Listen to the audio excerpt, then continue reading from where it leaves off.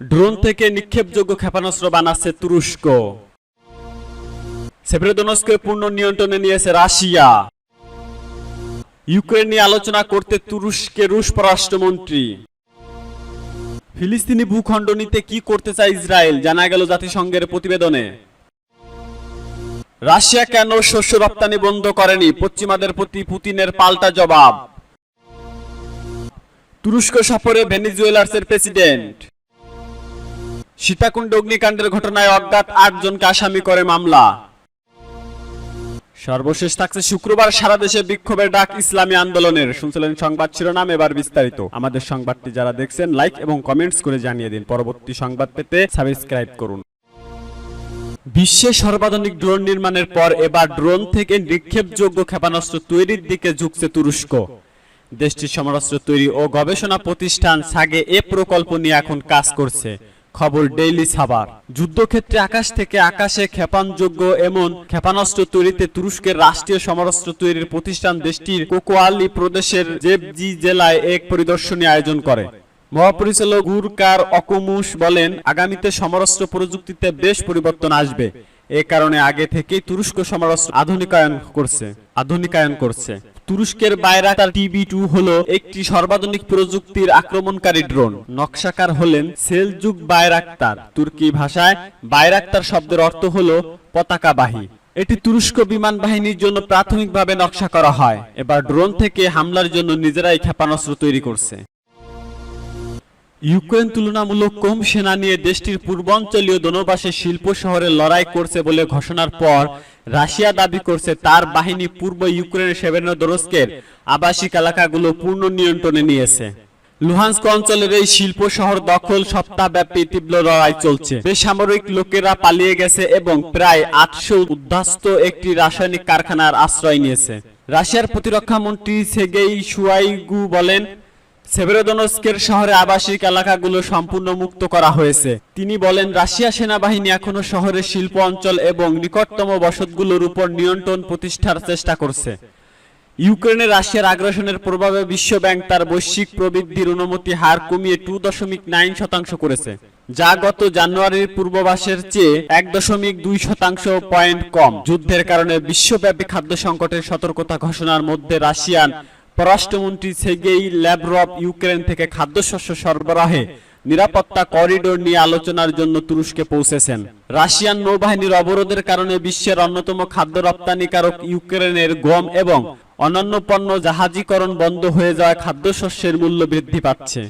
ইউক্রেনের president Volodymyr Zelensky সোমবার বলেছেন, এই মুহূর্তে আমাদের কাছে প্রায় 20 থেকে 25 মিলিয়ন টন খাদ্যশস্য আটকা পড়ে আছে।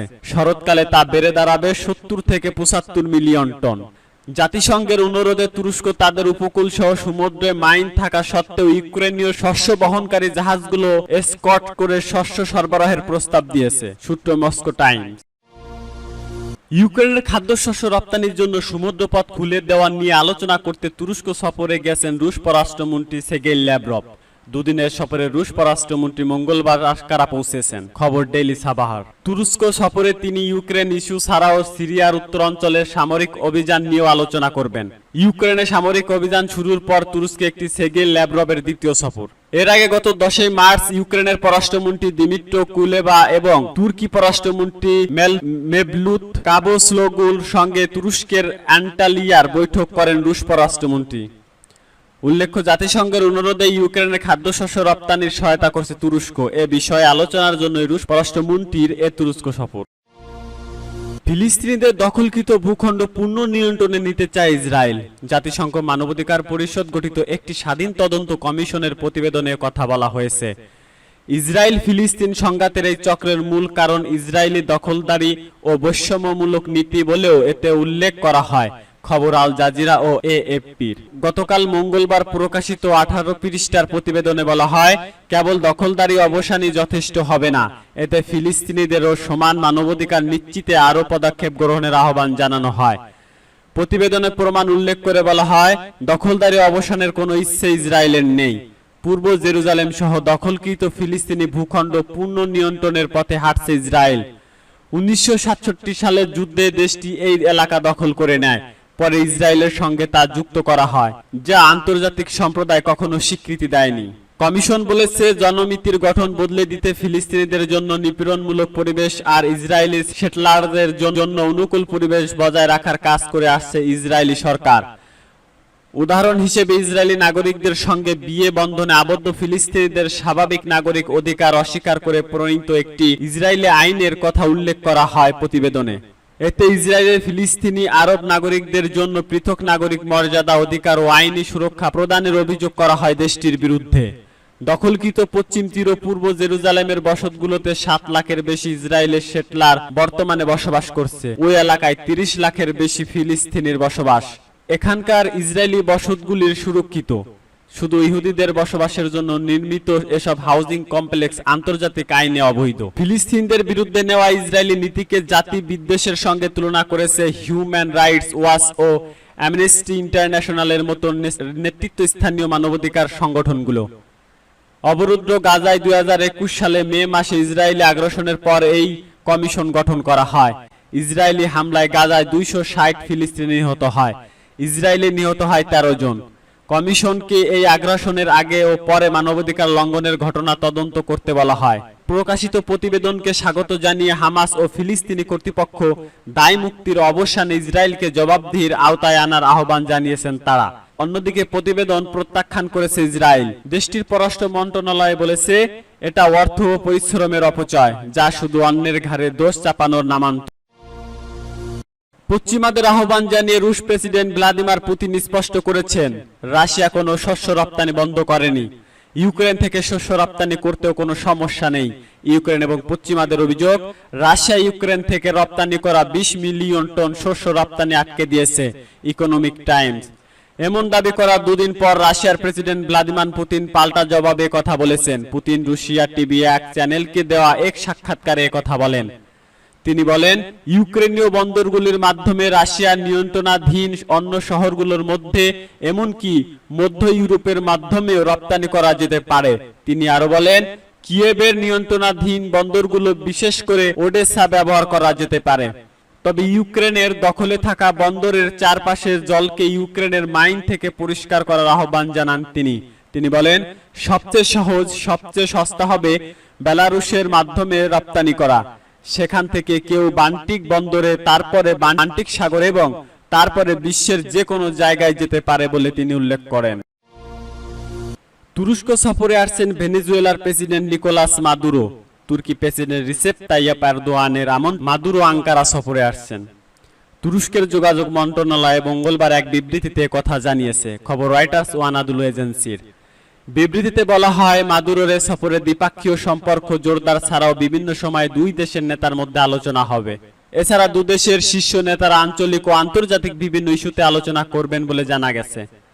2018 সাল থেকে তুরস্ক ভেনেজুয়েলায় খাদ্য ও ব্যক্তিগত স্বাস্থ্যবিধি পণ্যের রপ্তানি বাড়িয়েছে। আর দক্ষিণ আমেরিকার দেশটি তুরস্কের কাছে স্বর্ণ বিক্রি করেছে, যদিও এর পরিমাণ প্রকাশ্য নয়। চট্টগ্রামের সীতাকুণ্ডে বিএম কন্টেইনার ডিপোতে গত শনিবার রাতে অগ্নিকাণ্ড ও বিস্ফোরণের ঘটনায় অজ্ঞাত 8 জনকে আসামি করে সীতাকুণ্ড থানায় মামলা দায়ের হয়েছে। মঙ্গলবার সীতাকুণ্ড থানার উপপরিদর্শক SI আশরাফ সিদ্দিকী বাদী হয়ে মামলাটি করেন। মামলায় দুর্ঘটনায় অবহেলার অভিযোগ আনা হয়েছে। গত শনিবার রাতে বিএম কন্টেইনার ডিপোতে রাত 9:15টার দিকে একটি কন্টেইনারের আগুনের সূত্রপাত। তার 1.5 ঘন্টা পর রাত 11:15টার দিকে বিস্ফোরণের ঘটনা ঘটে। এই ঘটনা এখন পর্যন্ত 44 জনের মৃত্যু হয়েছে। আহত হয়েছেন 2 শতাধিক মানুষ। নিহত ব্যক্তিদের মধ্যে ফায়ার সার্ভিসের সদস্য 9 জন। সীতাকুণ্ড থানার ভারপ্রাপ্ত কর্মকর্তা ওসি আবুল কালাম আজাদ বলেন, ডিপোতে আগুন ও বিস্ফোরণের ঘটনার কর্তৃপক্ষের অবহেলাজনিত কারণ উল্লেখ করে পুলিশের পক্ষ থেকে 8 জনের বিরুদ্ধে মামলা করা হয়েছে। তবে এখন পর্যন্ত কাউকে গ্রেফতার করা হয়নি। ভারতে মহানবী সাল্লাল্লাহু আলাইহি ওয়াসাল্লামকে নিয়ে আপত্তিকর বক্তব্যের প্রতিবাদে আগামী 10 জুন শুক্রবার ঢাকা সহ সারা দেশে বিক্ষোভ কর্মসূচির ঘোষণা করেছে ইসলামী আন্দোলন বাংলাদেশ। বুধবার দুপুরে গণমাধ্যমে পাঠানো এক প্রেস বিজ্ঞপ্তিতে তথ্য জানানো হয়। বিজ্ঞপ্তিতে বলা হয়, ভারতের ক্ষমতাসীন বিজেপি মুখপাত্র কর্তৃক মহানবী হযরত মুহাম্মদ সাল্লাল্লাহু আলাইহি ওয়াসাল্লামকে উম্মাহাতুল মুমিনিন হযরত আয়েশা রাদিয়াল্লাহু তাআলা আনহা এর শানে আপত্তিকর বক্তব্যের প্রতিবাদে ইসলামী আন্দোলন বাংলাদেশ আগামী 10 জুন শুক্রবার বাদ জুম্মা বাইতুল মোকাররম মসজিদে উত্তর গেটে বিক্ষোভ সমাবেশ এবং ওই দিন সারা দেশে জেলা ও মহানগর শাখায় পৃথক পৃথক বিক্ষোভ সমাবেশ করার সিদ্ধান্ত নিয়েছে ইসলামী আন্দোলন বাংলাদেশ। ঢাকার বিক্ষোভ মিছিলের নেতৃত্ব দিবেন সংগঠনের মুহতারাম নায়েবে আমির হযরত মাওলানা মুফতি সৈয়দ মোহাম্মদ ফয়জুল করিম শায়েখ চরমোনাই। মঙ্গলবার সন্ধ্যায় পুরানা পল্টনস্থ কেন্দ্রীয় কার্যালয়ে চলমান রাজনৈতিক পরিস্থিতি পর্যালোচনা সভায় সিদ্ধান্ত নেওয়া হয়। সভায় সভাপতিত্ব করেন ইসলামী আন্দোলনের মহাসচিব অধ্যক্ষ হাফেজ মাওলানা ইউনুস আহমদ। এ সময় উপস্থিত ছিলেন দলের যুগ্ম মহাসচিব মোহাম্মদ আমিনুল ইসলাম ও ইঞ্জিনিয়ার আশরাফুল আলম, সহকারী মহাসচিব হাফেজ মাওলানা শেখ ফজলে রাব্বি মাউসুদ ও মাওলানা ইমতিয়াজ আলম সহ সাংগঠনিক সম্পাদক অধ্যাপক সৈয়দ বেলায়েত হোসেন, আহমদ আবুল কাইয়ুম, মাওলানা লোকমান হুসাইন জাফরি, মাওলানা নেসার উদ্দিন, মাওলানা খলিলুর রহমান ও মাওলানা সৈয়দ আহমদ ও মাওলানা দেলার হুসাইন জাফরি প্রমুখ। আমাদের পরবর্তী সংবাদ পেতে বেল বাটনটি অন করে রাখুন।